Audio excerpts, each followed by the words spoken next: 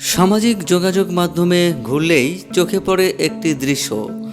গায়ে ময়লা শার্ট, হাতে চায়ের কাপ, আর এক কিশোরের প্রাণখোলা হাসি। অগণিত মিম, ট্রল আর রিলসের কল্যাণে এই মুখটি এখন বিশ্বজুড়ে পরিচিত। কিন্তু পর্দার পেছনের মানুষটির পরিচয় বা তার বর্তমান অবস্থা অনেকেরই অজানা।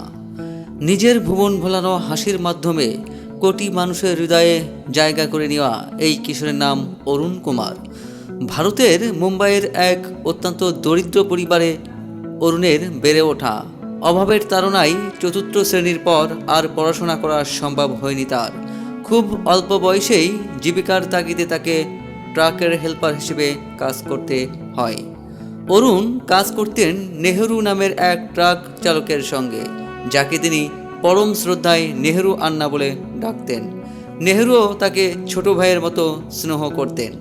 ভাইরাল হওয়া সেই দৃশ্যটি ছিল সম্পূর্ণ কাকতালীয়।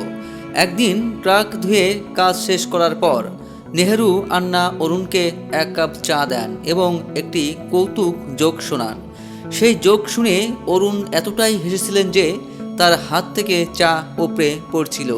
সেই মুহূর্তটি নেহেরু নিজের ফোনে রেকর্ড করে সামাজিক যোগাযোগ মাধ্যমে শেয়ার করেন।